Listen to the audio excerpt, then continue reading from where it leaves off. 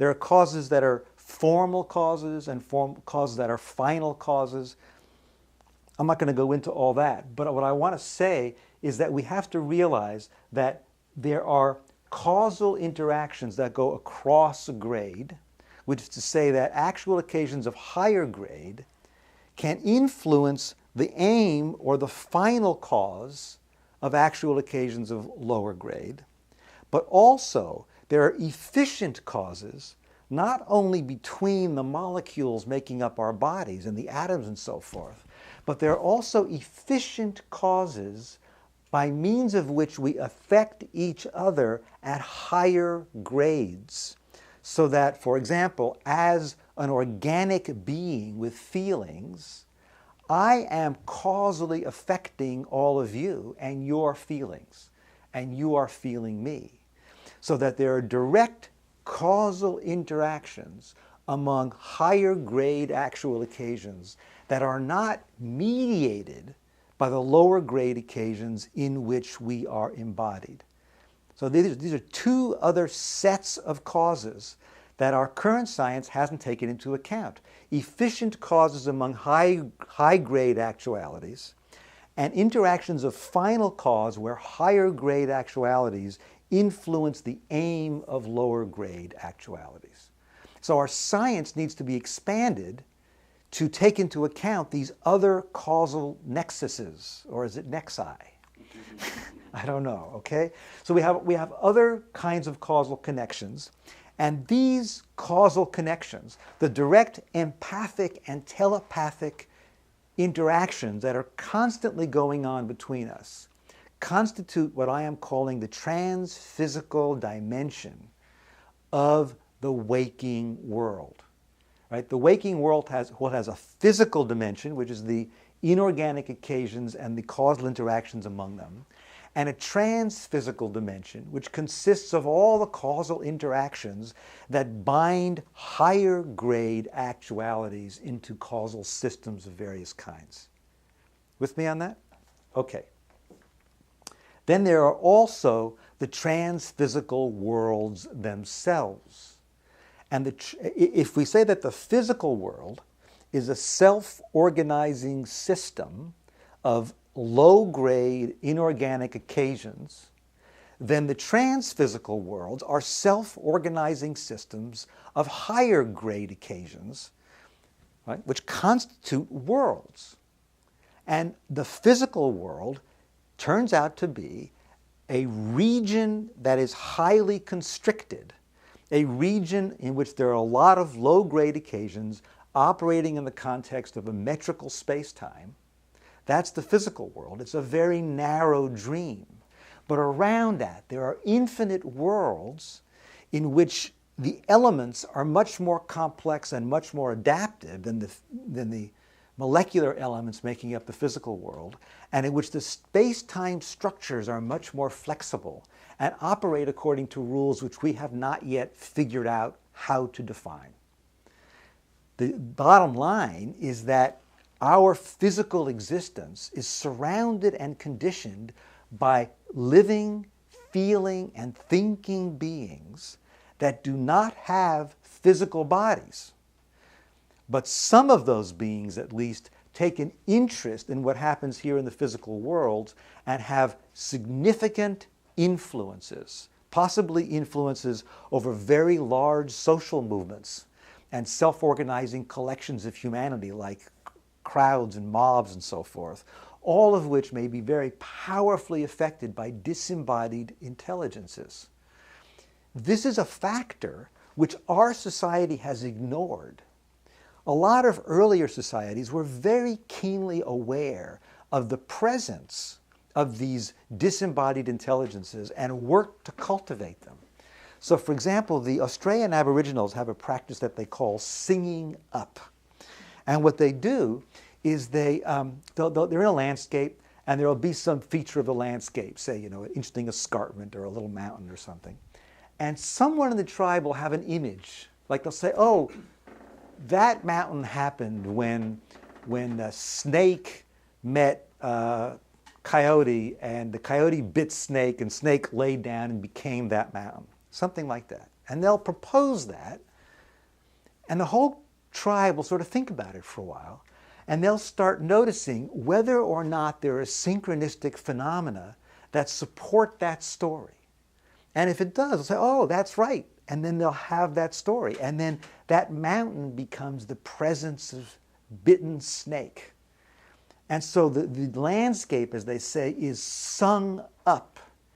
And it begins to have a tremendous resonance. It begins to feel different when it's sung up. And the whole texture of synchronicity surrounding that place will change. Now, in Australia, the white people are getting in on this as well. So there's a beautiful park in one of the cities in Australia where they've gotten together with the Aboriginals and they've sung up the park. And every year they get together and have this big ceremony to keep the park sung up. And people report all kinds of wonderful synchronicities happening there. They are intelligently, those people are intelligently inviting into the waking world disembodied intelligences that are friendly and helpful. But if we don't do that, we just leave our entire waking world open to the influence of various harmful entities that might be interested in making mischief. Right? So we're not cultivating the psychic space in which we live. Also, as I said yesterday, we're not keeping our ancestors interested in us. And so they aren't up there watching out for our interests. And so we are naked to the interaction, to the presence, to the haunting of our environment by malevolent entities. So this is really important and extremely practical. How we relate to the transphysical worlds is really practically important. If we abstract away from those realities, we leave ourselves naked to their influence. So this is very pragmatic, as I'm saying. So this is a summary of the ground that we've covered up to this point.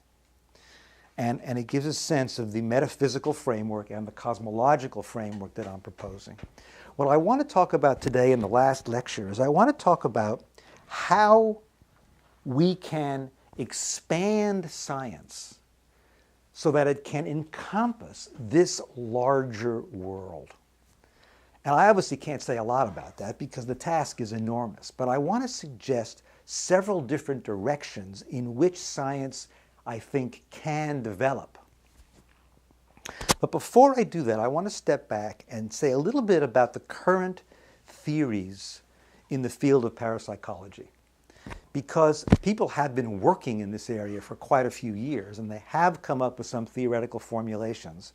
And I want to acknowledge those formulations and show that the work that I'm doing here is completely in harmony with what other people have discovered. So there are three theories, three basic approaches to theory in the parapsychological domains that I want to mention. I got these out of a book by a man named George Hansen, and the book is called The Trickster and the Paranormal. I love the book. I can't recommend it highly enough. And also from another book by a man named Stephen Browdy called The Limits of Influence. Stephen Browdy is quite brilliant. And what they both suggest, this is mostly Hansen, but it's partly corroborated by Browdy, is that three different theoretical models have emerged in parapsychology over the past few decades, in which people are trying to explain the range of phenomena that we're considering here. So one of the theories, mainly associated with a guy named Walker, but other people have done this, is a theory that bases the understanding of parapsychological effects on quantum physics. And what it says is that quantum physics has demonstrated conclusively, I think, that determinism does not go all the way down in nature. Is that if we look closely enough at nature, we realize that every event is partially undetermined. This is exactly what I've been saying all weekend, and it's completely in harmony with quantum physics. And also it is said in quantum physics that there needs to be some factor, some irreducibly mental factor, which has to be called in to explain how the decisions are made. Right? So in quantum theory, you start with some quantum event, and this quantum event establishes certain probabilities that this event over here may happen, depending on the exactly what this event is. And so the quantum formalism describes that this event creates these probabilities for this event. And then the quantum formalism says a decision is made. But there is nothing in the quantum formalism which says what makes the decision. It's just a blank. And von Neumann, who was one of the great theoreticians in the early quantum theory, analyzed the whole situation and showed that whatever factor it is that makes a decision is completely free. That is, there's nothing else in physics that determines it. So there's this element of free choice built into quantum theory. And this element of free choice is what determines whatever has not already been determined by the past. So a lot of parapsychological theorists say, okay, let's say that it's the consciousness, either on our part or on the part of the actual occasions themselves, that is making this determination.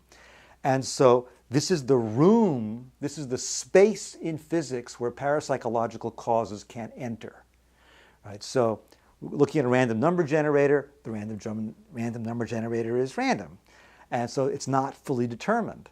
And so an operator sitting and looking at the machine and wanting it to come out one way or another can influence it where it's not already determined. You following me? And the limits of this, as Stephen Browdy points out, are undetermined. If people can do that to a random number generator, they can also levitate tables using exactly the same principle. So this is one of the main theories that parapsychologists have come up with, and again, it's completely consistent with the framework that I'm presenting to you. Now, another theory they have, and this one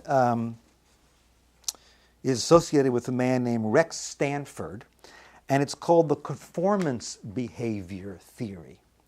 And what Rex Stanford is saying is that when you look at parapsychological effects, they don't seem to be mediated by some kind of energy. Right? They happen irrespective of distance. There's no inverse square law or anything like that. And clearly, the parapsychological effects always have the aspect of synchronicities, which is to say they're always meaningful. Right? So someone sits down in front of a random number generator, it comes out more ones than zeros. This is a meaningful coincidence. And it's hard to say that it's mediated by any kind of physical energy or anything like that. It seems to be just that I'm over here as the determining system, and I influence the random number generator, which is the determines system, and I influence it according to my needs and my desires.